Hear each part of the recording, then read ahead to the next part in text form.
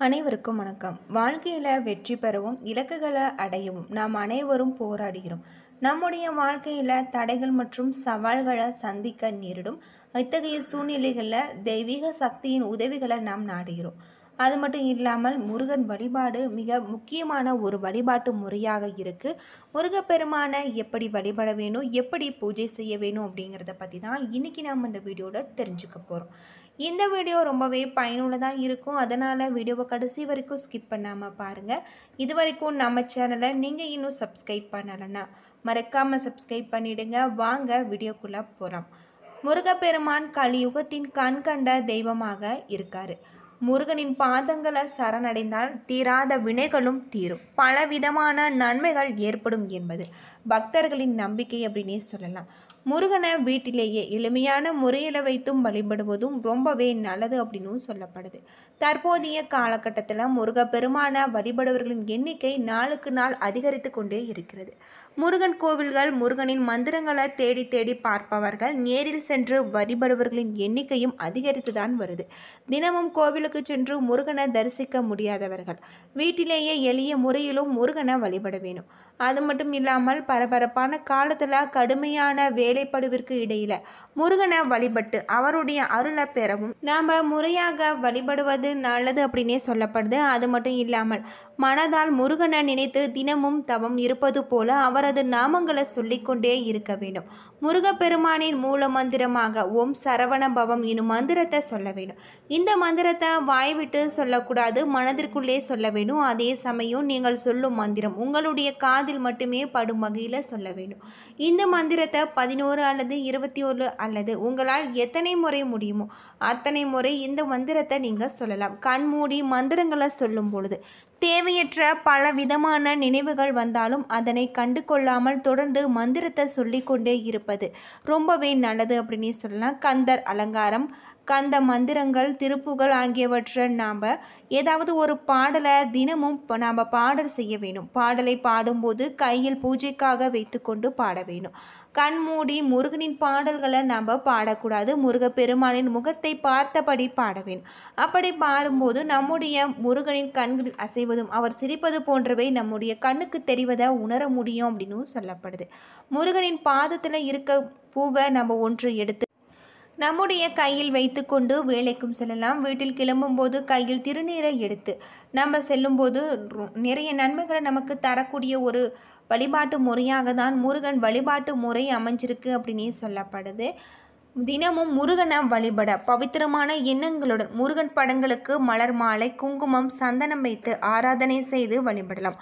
ஓம் சரவண பவம் அல்லது கந்த சஷ்டி கவசம் போன்ற மந்திரங்களை சொல்லுவது நிறைய நன்மைகளை தரக்கூடியதாக இருக்குது.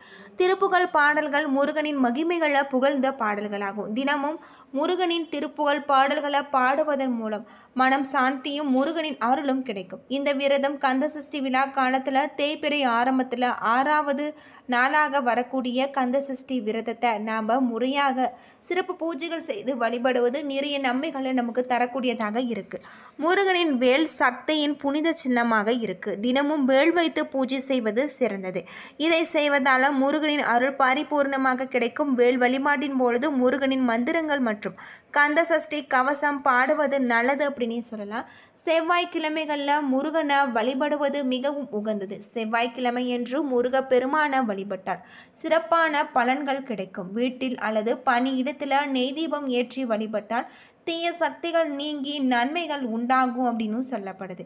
முருக வழிபாட்டில் விரதங்களை கடைபிடிப்பது, தானம் செய்வது போன்றவை மிகவும் முக்கியமான ஒன்று அப்படின்னே சொல்லலாம். குறிப்பாக திருமலை போன்ற புண்ணிய தலங்களுக்கு பாத யாத்திரை செல்லும்போது முருகன் கோவில்களில் மாலையில் சிறப்பு பூஜை செய்து அன்னதானம் செய்வது நிறைய பலன்களை நமக்கு தரக்கூடிய ஒன்றாக இருக்குது அப்படின்னு சொல்லப்படுது. அது மட்டும் இல்லாமல் செவ்வாய்க்கிழமை நாட்களில் முருகப்பெருமானை வழிபடுவது இன்னும் நிறைய நன்மைகளை நமக்கு கொண்டு சேர்க்கக்கூடியதாக இருக்குது. செவ்வாய் தோஷம் உள்ளவர்கள், பூமியினால் தீராத பிரச்சனை உள்ளவர்கள் செவ்வாய்க்கிழமைகளில் விரதம் இருந்து முருகப்பெருமானை வழிபட்டு வந்தால் விரைவிலேயே செவ்வாய் தோஷத்தால் ஏற்படக்கூடிய பாதிப்புகள் நீங்கும் அப்படின்னு சொல்லப்படுது. முருகப்பெருமானுக்கு உகந்த விரதங்கள் என்று 3 விரதங்கள் இருக்குது அப்படின்னே சொல்லலாம். வார விரதம், நட்சத்திர விரதம், திதி விரதம். வார விரதம் என்பது செவ்வாய்க்கிழமைகளில் அனுஷ்டிப்பது. நட்சத்திர விரதம் என்பது கார்த்திகை நட்சத்திரத்தில் அனுஷ்டிப்பது. திதி விரதம் என்பது சஷ்டி திதியில் நாம் விரதம் இருப்பது. நவ கிரகங்களை செவ்வாயோடு நேரடி சம்பந்தம் உடையவர் முருகப்பெருமான். எனவே செவ்வாய்க்கிழமைகளில் நாம் விரதம் இருந்து முருகப்பெருமானுக்கு சிறப்பு பூஜை செய்து வழிபடுவது நன்மையை தேடித்தரக்கூடியதாக இருக்குது. செவ்வாய்க்கிழமைகளில் காலையில் நீராடி முடிந்ததும் அருகில் இருக்கக்கூடிய முருகப்பெருமான் ஆலயத்திற்கு சென்று வழிபட வேண்டும். பிறகு வீட்டிற்கு திரும்பியதும் வெறும் பால் அல்லது பழச்சாறு மட்டுமே அருந்தி விரதத்தை நாம் மேற்கொள்ள வேண்டும். கந்த சஷ்டி கவசம், கந்தகுரு கவசம் போன்ற முருகப்பெருமானுக்குரிய மந்திரங்களை நாம் சொல்வது நல்லது. மாலை 6 மணிக்கு மறுபடியும் முருகன் கோவிலுக்கு சென்று வழிபட்டு விரதத்தை நிறைவு செய்ய வேண்டும். இப்படி 9 செவ்வாய்க்கிழமைகளில் விரதம் இருந்தால் செவ்வாய் தோஷத்தால் ஏற்படக்கூடிய பாதிப்புகள் நீங்கிவிடும் என்பது உறுதியாக சொல்லப்படுது. எளிமையான வழிபாட்டு முறையாக தான் முருகன் வழிபாட்டு முறை இருக்குது அப்படின்னே சொல்லலாம். மனதார முருகப்பெருமானை வழிபடுவதன் மூலம் நம்முடைய வாழ்க்கையில் இருக்கக்கூடிய மிகப்பெரிய பிரச்சனைகளுக்கும் தீர்வு கிடைக்கக்கூடிய ஒரு சூழ்நிலை காத்திருக்கு அப்படின்னே சொல்லலாம்.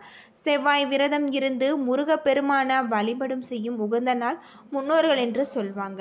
அதற்கான காரணத்தை அறிந்தும் கொள்ளலாம். வருவாய் அதிகரிக்க வேண்டுமெனால் செவ்வாய்க்கிழமை விரதம் இருக்க வேண்டும் என்று முன்னோர்கள் சொல்லியிருக்காங்க. பொருளாதார நிறைவை வழங்குவது அங்காரகன் தான். எனவே அங்காருக்குரிய தெய்வமாக விளங்குவது முருகப்பெருமான். முருகப்பெருமான், சக்தி தேவி, அம்பிகைக்கு உகந்த நாளாக செவ்வாய்க்கிழமைகளில் நாம் இந்த தெய்வத்தை வணங்குவதால் கவலைகள் நீங்கும் அப்படின்னு சொல்லப்படுது.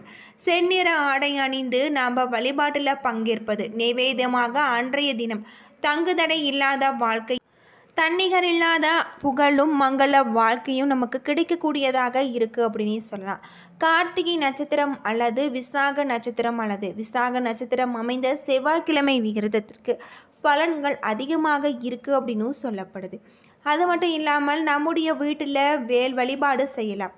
வீட்டு பூஜை அறையின் நடுவில் வேல் வைத்து இருபுறமும் 2 விளக்குகளை வைத்து ஒரே விளக்கில் 3 திரிகளும் மற்றொரு விளக்கில் 3 திரிகளும் ஆக நாம் 6 தீபம் இட்டு முருகப்பெருமான் வழிபாடு செய்வதால் நம்முடைய வாழ்க்கை சீரும் சிறப்புமாக இருக்கும் அப்படின்னு சொல்லப்படுது. இந்த விரதத்தை மேற்கொள்ளும் பொழுது முருகப்பெருமான், வள்ளி தெய்வானையுடன் உட்பட படம் ஒன்றை வைத்து வழிபட வேண்டும். முன்னதாக விநாயகர் படத்தையும் வைத்து வழிபட வேண்டும். அன்னதான பிரியர் முருகப்பெருமான் என்பதால் செவ்வாய்க்கிழமைகளில் அன்னதானம் வணங்கினார் முருகனின் அருள் நமக்கு பரிபூர்ணமாக கிடைக்கும். செவ்வாய்க்கிழமை அன்று பொழுது நம்ம விரதம் இருந்து வந்தால் 9 வாரத்தில் உங்களுக்கு நல்லது நடக்கும். வியாபாரம் செய்பவர்கள் கண்டிப்பாக செவ்வாய்க்கிழமை வழிபாட்டை மேற்கொண்டு வந்தாங்கன்னா அவர்களுடைய வியாபாரம் பெரிய அளவில் விருத்தி செய்யலாம். நல்ல ஒரு தைரியத்தை கொடுத்து நாம் எடுத்து வைக்கும் எல்லா வியாபாரமும் வெற்றி கிடைக்கக்கூடிய ஒரு வழிபாட்டு முறையாக தான் முருகன் வழிபாட்டு முறை அமைஞ்சிருக்கு அப்படின்னே சொல்லப்படுது. மங்களகாரகன் என்று அனைவராலும் போற்றப்படுவது செவ்வாய். வீரத்தின் கடவுள் செவ்வாய்க்கு உகந்த நாள் செவ்வாய்க்கிழமை. புனிதமான இந்த கிழமைகளில் முருகப்பெருமானை நினைத்து நம்ம விரதம் இருப்பது நிறைய நன்மைகளை நமக்கு கொண்டு சேர்க்கக்கூடியதாக இருக்குது. வணங்கி வழிபட்டு வருவதன் மூலம் நம்முடைய வாழ்க்கையில் வெற்றி கிடைக்கக்கூடிய ஒரு சூழ்நிலை காத்திருக்கு அப்படின்னே சொல்லலாம். செவ்வாய்க்கிழமைகளில் காலையில் நீராடி முடிந்ததும் அருகில் இருக்கக்கூடிய முருகப்பெருமான் ஆலயத்திற்கு சென்று நாம் வழிபட வேண்டும். பிறகு வீட்டிற்கு திரும்பியதும் வெறும் பால் அல்லது பழச்சாறு அருந்தி விரதத்தை மேற்கொள்வது, கந்த சஷ்டி கவசம், கந்தகுரு கவசம் போன்றவற்றை நாம் பாடல் செய்வது ரொம்பவே நல்லது. மாலை 6 மணிக்கு மறுபடியும் முருகன் கோவிலுக்கு சென்று நாம் விரதத்தை நிறைவு செய்ய வேண்டும். இப்படி 9 செவ்வாய்க்கிழமைகளில் விரதம் இருந்து வந்தோம்னா செவ்வாய் தோஷத்தால் ஏற்படக்கூடிய பாதிப்புகள் நீங்கும். முருகனுக்கு பிடித்த செந்நிற ஆடைகளை அணிந்து வழிபடுவது நிறைய நன்மைகளை நமக்கு கொண்டு சேர்க்கக்கூடியதாக இருக்குது. கனிகளை நம்ம வைத்து வழிபடுவதும் நிறைய நன்மைகளை கொண்டு சேர்க்கும். ஓம் சரவணபவம் எனும் மந்திரத்தை உச்சரிப்பதன் மூலம் நம்முடைய வாழ்க்கையில் மிகப்பெரிய ஒரு மாற்றத்தை நம்மால் கொண்டு வர முடியும் அப்படின்னு சொல்லப்படுது. என்ன நண்பர்களே, இந்த வீடியோ உங்களுக்கு பயனுள்ள ஒரு தகவலை தந்திருக்கும்னு நினைக்கிறேன். வீடியோ பிடிச்சிருந்தா லைக் பண்ணுங்கள், ஷேர் பண்ணுங்கள், கமெண்ட் பண்ணுங்கள். இது போல் தகவலை தெரிஞ்சுக்க நம்ம சேனலை மறக்காமல் சப்ஸ்கிரைப் பண்ணிவிடுங்க. நன்றி நண்பர்களே.